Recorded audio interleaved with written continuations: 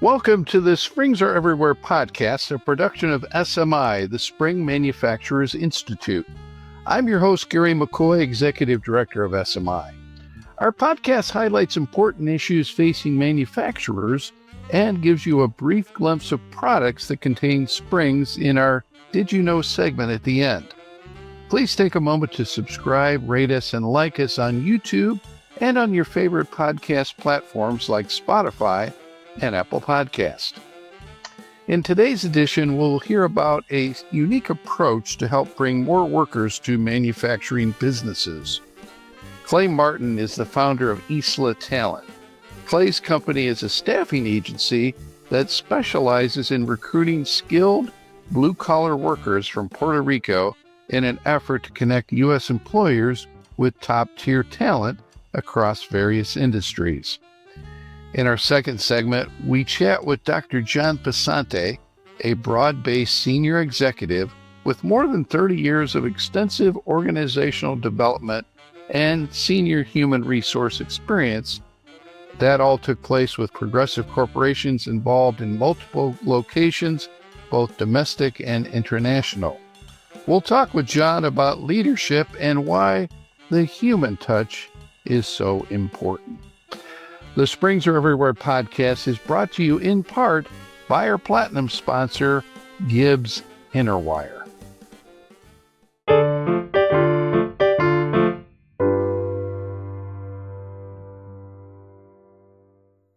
It's my pleasure to welcome Clay Martin to the Springs Are Everywhere podcast.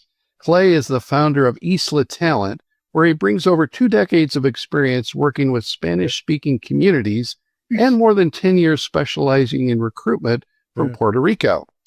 His journey began with a 4-year tenure at the Peace Corps, where he lived and collaborated with indigenous tribes in Latin America, honing his Spanish fluency and cross-cultural communication skills.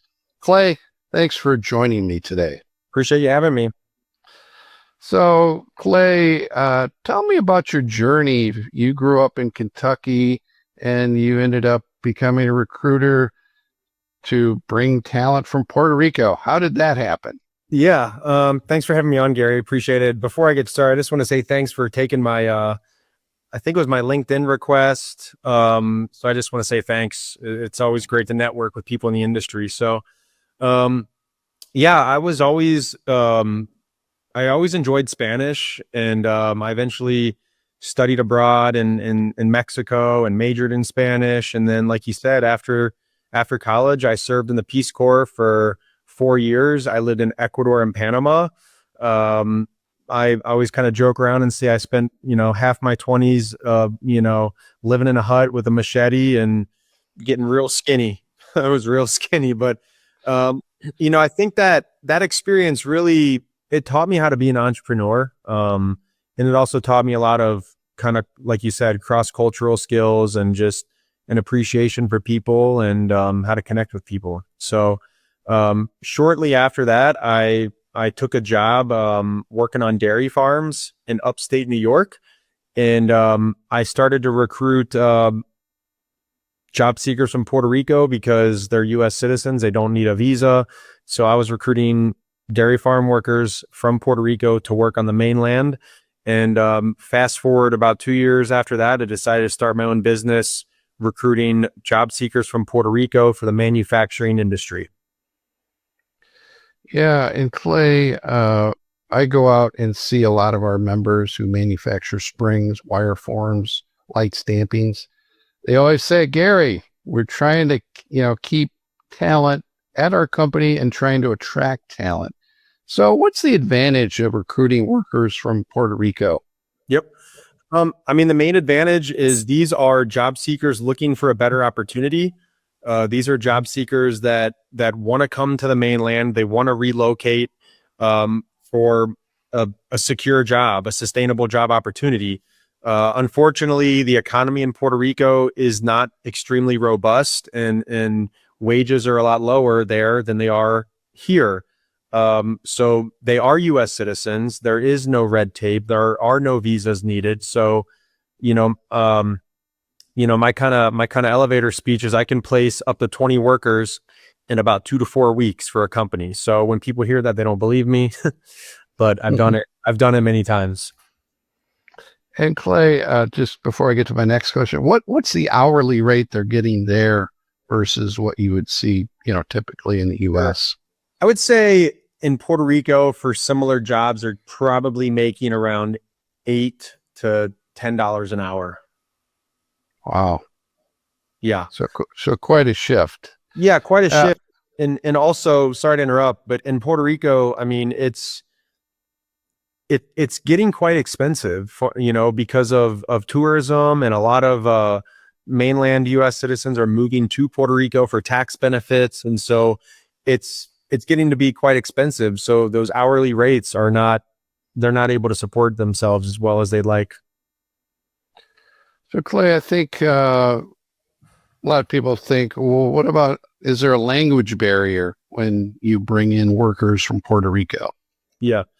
A decent amount of the recruits in Puerto Rico do speak English. They are bilingual, but some don't. So that's where, I would hope that the companies that I work with have bilingual leaders that can help translate, or I also offer recruiting services, management services, things like that. But most of my clients, the companies I work with, have some type of bilingual liaison.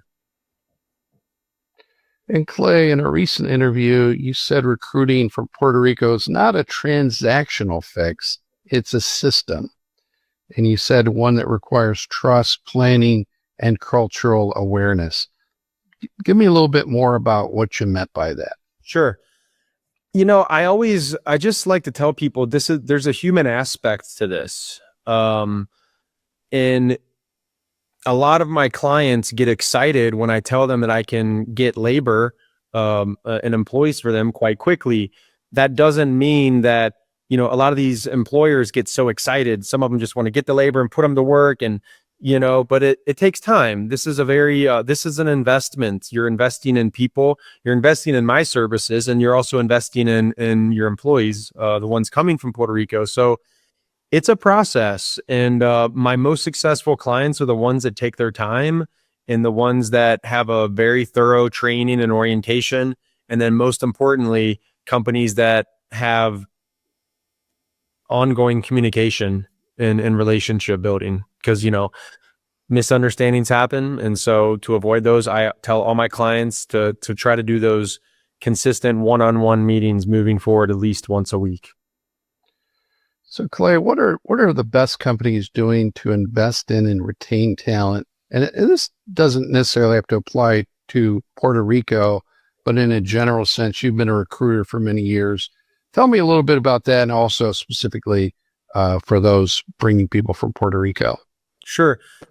Overall, I would say the companies that are most successful, and especially in the manufacturing industry, are ones that really slow down, and I'm kind of repeating myself here, but really understand the human aspect, and are patient and flexible with their employees, and invest their time and energy and empathy with these workers. They understand that these might be entry-level jobs, but that doesn't make anyone more important than the other. And so I just think the most successful companies these days are the ones that really value their employees, slow down, and most importantly, have a genuine and authentic care about their employees. With recruiting from Puerto Rico specifically, I would say the most successful clients are the ones that really treat this more like a program, even though it's not a program. I'm just a recruiting service, but ones that take my advice, take my consulting advice, and really do the things to make this a long-term sustainable option and resource, because it is a long-term sustainable resource.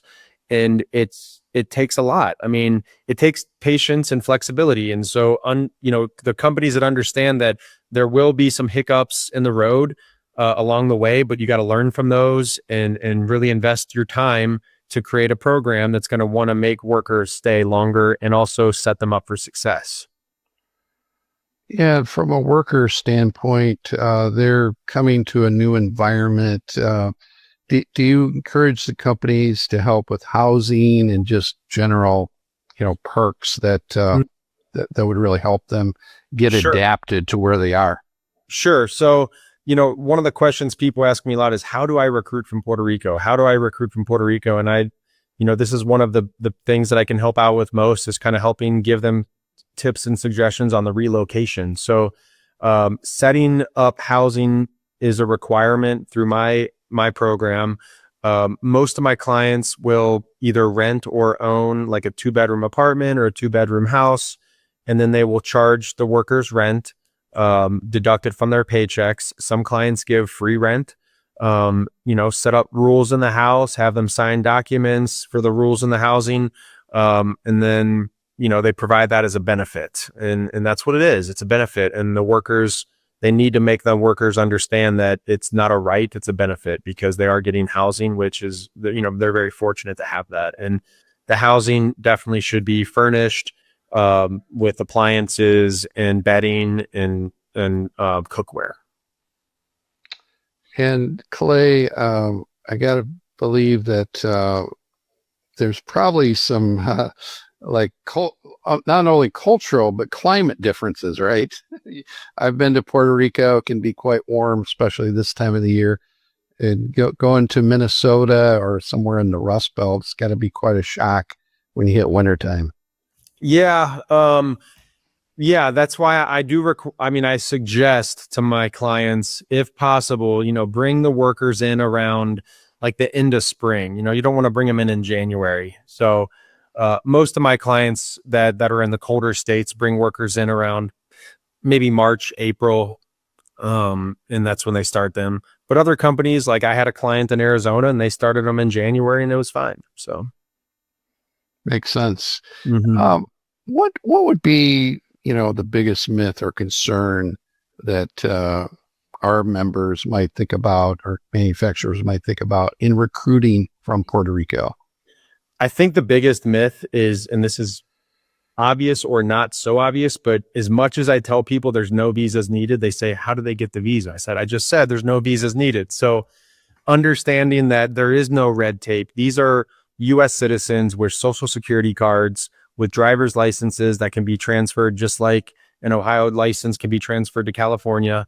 And there's no red tape. And that would be the biggest myth. The other one is just that, that surprised people is workers. A lot of these workers want to relocate permanently. They do, and they can move their families here. And I've seen it happen. And I've seen companies really change lives and kind of change the face of their community by bringing in a unique culture like from Puerto Rico. So it excites me talking about it because, like I said, I've seen this happen. Puerto Rico is a small island. There's only like 3 million people from Puerto Rico.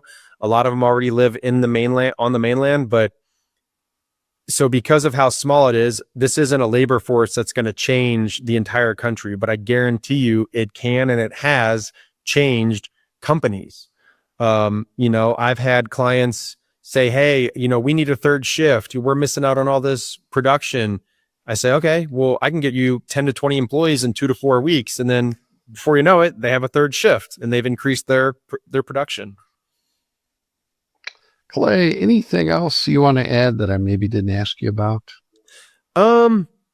Mainly just think outside the box. I tell clients that all the time, not just so they want to work with me, but try to step out of your comfort zone and be open-minded to different opportunities and different recruiting options. And I think this is a great option. I've been doing this for 10 years. I'm still in business. I've helped dozens to hundreds of companies and thousands of people from Puerto Rico. So I would love to have the opportunity to speak to any companies that are curious about how this could work and how to recruit from Puerto Rico.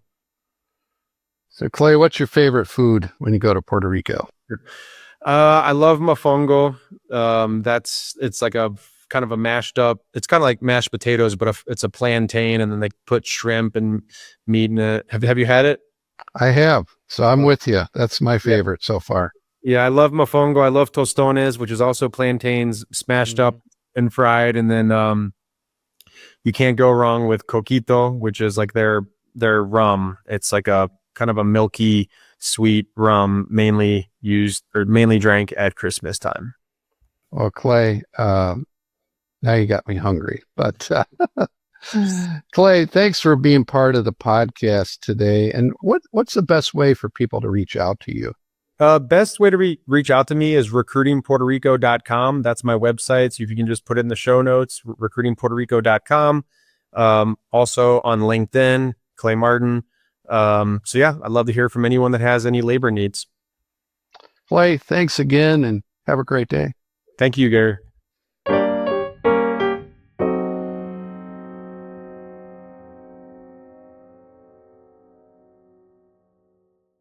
Gibbs Interwire, North America's largest spring wire distributor, now offers precision draw, high-performance alloy wire through a partnership with Alloy Specialty Metals.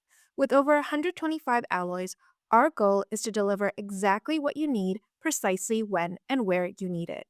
We're committed to bringing you simpler sourcing with the highest quality results tailored to your requirements. As a longtime supporter of SMI's mission to inform the spring industry, Gibbs Interwire is proud to be the platinum sponsor of the Springs Are Everywhere podcast. For your quote today, call Gibbs Interwire at 800-800-4422 or visit us at gibbswire.com.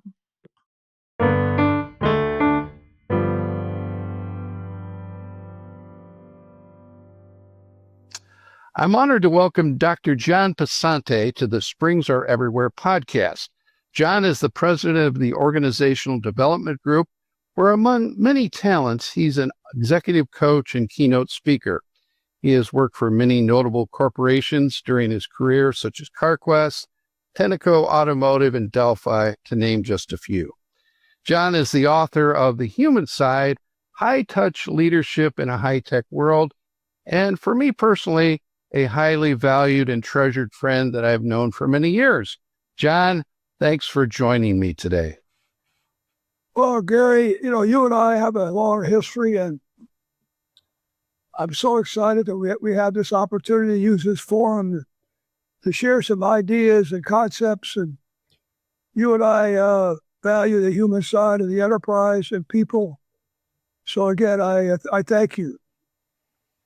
Well, John, I know we share a couple of experiences in common of being paper boys. I know those don't exist anymore, and golf caddies, which still do. And you started working at the age of 10. I think I was about 12. And you did so much more than that, being a paper boy and a caddy. You had nearly 4 years in the United States Air Force. And John, let me ask you, how did all those experiences shape your journey to become a human resource professional? As always, Gary, you ask the profound questions, but as I reflect on that question, growing up, it's interesting to me. I mean, I'm the oldest in my siblings, and so my parents, we were lower middle class workers and blue collar. We were probably poor, but didn't realize it, Gary. But so I took 2 paper routes, one in the morning and one in the afternoon, to sort of help out a little bit with my at home. And it taught me how to use money and how to get disappointed when people wouldn't pay you. And it was a really interesting study of human nature, where I'd be like a half a block away from the home collecting, and the kids would be out front of the house I'm going to go collect in. The parents would be out somewhere. And the closer I got to the house, the kids were gone. The parents were in the house, and the house was locked down. Sadly, they didn't have the money to pay me. So I got appreciation for the human, I guess the embarrassment, if you will. And then when you caddy, you see all kinds of behavior with people. Things you want to emulate and things you don't want to emulate. And the caddies, before I was even aware of performance appraisals, they had their own code for members of their country club. You had the high temper guys that threw their clubs. I unfortunately learned how to swear on a golf course for the golfers. And I learned that people cheat sometimes to win, because they're in competition. And so, this is all coming at me. I'm young, and what's interesting is that I joined the Air Force after 1 year of college because I couldn't afford to go to school. I was working full time and going to college full time here, and I couldn't do it. But my whole growing up, people always told me there were issues. I mean, I never thought about it, but they would share with me concerns and hurts, and maybe because I'm a good listener, or they knew it wouldn't go any further. And I'm not trying to pat myself on the back here, but I'm trying to respond to your question. And that carried on into the Air Force. Like, the Air Force was good for me because you learn. I mean, we had people that I worked with and went through basic trainings from all walks of life. I mean, we had one of my best friends was from Harlem, a black gentleman, black young man, came from a really poor family. I mean, Gary, he told me a story about seeing his dad get shot in front of his house. I mean, it makes me want to. Wow. And he always told me that story. And so, the Air Force, I was promoted quickly. I don't know, again, maybe because they saw leadership in me that I didn't know I really had, Gary, but it taught me discipline. It taught me respect for country and freedom. And I was, basic trainings in Lakeland, Texas, and Lackland Air Force Base, Texas, San Antonio. So this black young man that he and I were friends, we got a weekend off after maybe a month or two of basic training. So we hitchhiked downtown to San Antonio to have some lunch. And we go in a restaurant, we sit down, and they're waiting on this is in the early 60s, and they're waiting on everybody around us but us. So I get up, you know me well enough, and I say to the waiter, I said, "Excuse me, we'd like to order lunch." He said, "We don't serve his kind." They point to my black friend.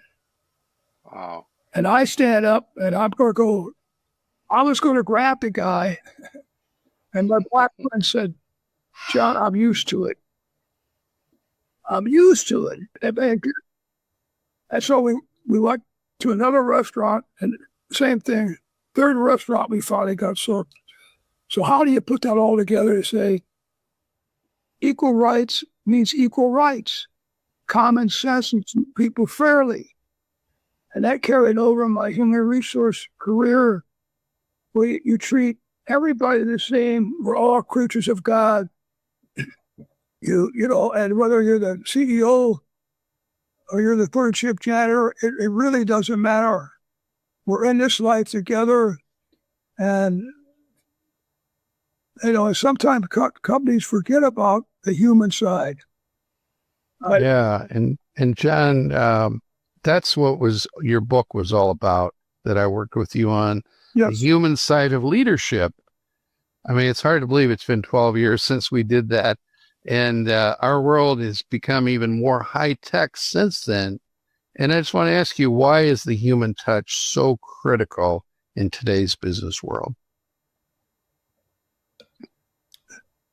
Gary, we live in a world of everything is fast. Microwaves, order online, same day delivery. So we're used to that. Instant gratification. And so we're more things driven than people driven. And, through the pandemic and after the pandemic, employers lost employees. And they wonder why. Lack of communications, when I do seminars and I speak at Northwood or anywhere, I ask a basic question, Gary, of the group. what's the mission statement of your company? They can't tell me. Wow. And I said, how many of you feel appreciated? Usually, Gary, it's less than 70% of the people. Now, you think about this. The company spends money to send an employee to Midland, Michigan, flights, hotels, meal, etc. for a week. But the employee doesn't know why they're there. That's like brushing your teeth. And so technology is a beautiful thing. I'd rather be sitting across from you face to face, but technology lets us at least communicate and see each other. Old friends and colleagues, which I value very much. And so I think we all need the human touch. I don't care who you are. And you talked about coaching. I coached a very hard-charging, demanding CEO once, and he was near retirement. And he was having a hard time accepting he had to retire. So I was in his office, hellacious office, Gary. All kinds of awards and trophies and all over the place. So it's after hours, just he and I are in the building. Excuse me. And I said, come with me, get up and we'll go outside, look inside your office. He looked at me like, what? I said, come on. I said, come with me. So we go out. I closed the door. I said, look in that office. What do you see? He said, John, that's a very impressive office. He said, all those awards. He said, I'm important. I said, okay, let's go back in. So we sit down. I sit in front of this massive desk. He says, I said, less than 6 months from now, you will be in this office. You know who you are? I said, is this office who you are as a person? Gary, he got a tear in his eye. I said, when you made phone calls, many people won't call you back anymore because you don't have that impact. Right. When you go to the country club, the guys may or may not impress with you at the bar. And so I'm trying to answer your question is that life is never a straight line. We all have, unfortunately, we all have sicknesses. We lose people in life. And the human touch is when I always tell people that when I worked in business with friends, I said, get invited to weddings, that's nice. Funerals are mandatory. When somebody shows up when my dad died, I never forgot it. I was surprised. I looked down the line of people in line. I saw somebody. I didn't expect them to come to, what I'm saying? And so have to be consistent. You can say, people are our most important resource. Hello? Are they in your strategic plan? Do you pay competitive wages? When's the last time you recognized somebody? When I was with Moog, one of my favorite jobs working for Larry McCurdy, and he gave me a lot of freedom, I'm sure. He said to me one, I don't know about you, Passante. I said, I understand. But if we made the month in sales, we were corporate headquarters in St. Louis, I would bring in free donuts for everybody. And so one of the sales guys would call in customer service, and the lady would say, you're behind in your sales. He said, hurry up a month. I want some donuts from Joplin. I want some donuts. I love it. It sounds cool. Yeah. But the point is, it was recognition. And, Right.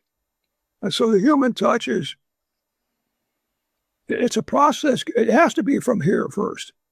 If you're just saying the words and being superficial, don't go there. But if you're going to really embrace the human resource and the talent of your people, people are your competitive edge. You know that in your career, Gary. I mean, good people. Mm-hmm. And today I read something where more and more women are quitting the workforce because they don't think it's worth it.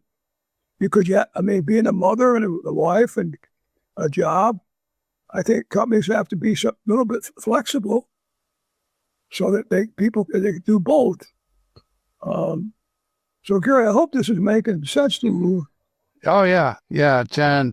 I think what I'd like to ask you, why is it more important than ever that leaders keep their employees focused on the right things? Again, Gary, this computer is a beautiful tool and it's a monster because we don't know what the employees are doing when they're on a computer. You can't track them all day long. And so one of my favorite sayings is, silence is not feedback. And so if I work for you, Gary, in your role at Spring, and I know you well enough, before you hired me, when you hired me, we would review the job description and you would give me clear expectations of what you expect of me. And then you would say to me, what do I expect of you as your employee? It's a two-way street. Mm-hmm. One way, the boss, down to the person.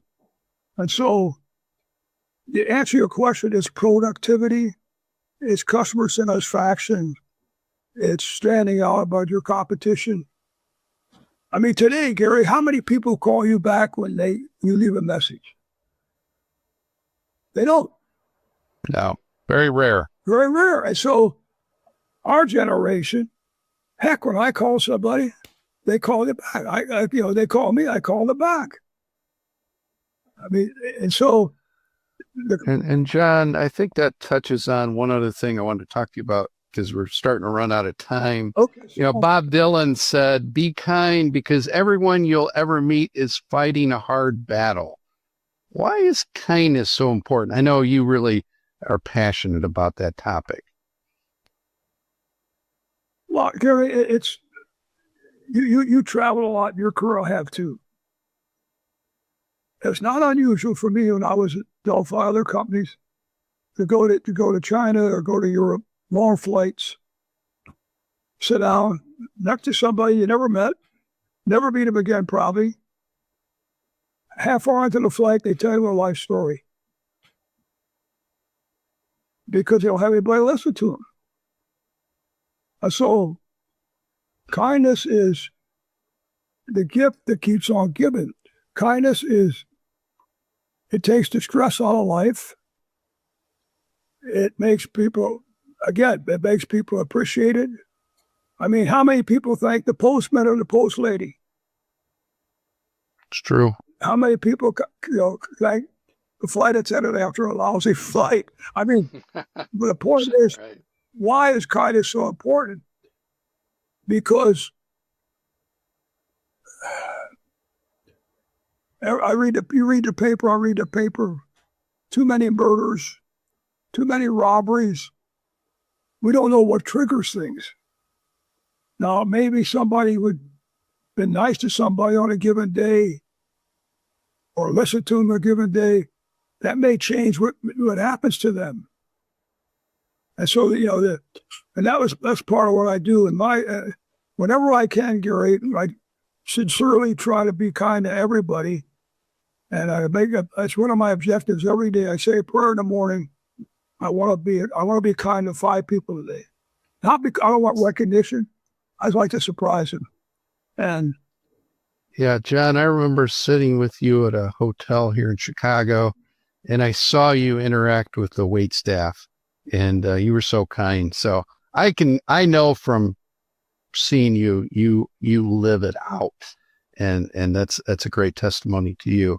So, John, how would people get in touch with you if they want to talk more about leadership, coaching, those sorts of things? Excuse my voice, girl, because I got the sinus allergies. But I'll give you my email address if you can hear me clearly. Okay. Yeah, and we can put it up on the screen too. And then my phone number is 401-252-9430. Awesome. Well, John, boy, we could talk for hours. I know we have before, and that's what I love about you, because it's a conversation you value the input of others. You're not just standing on the pedestal saying, I'm the guy who's got all the answers. You listen to people. So thank you for your time today. And God bless you, my friend. God bless you. You're a special friend, Gary.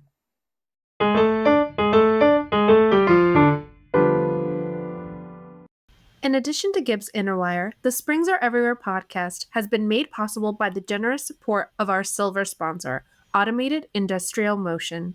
AIM is a world-class leader in the design, manufacture, and service of spring coiling machines and wire forming equipment.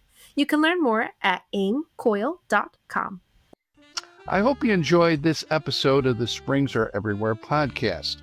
I want to thank my guests, Clay Martin and John Passante, for joining the program today. Be sure to browse our archives for more great content available. You can learn more about SMI at smihq.org. Be sure to subscribe, rate us, and like us on YouTube and on your favorite podcast platforms like Spotify and Apple Podcasts. This program would not be possible without the generous support of our platinum sponsor, Gibbs Interwire, and our silver sponsor, Automated Industrial Motion.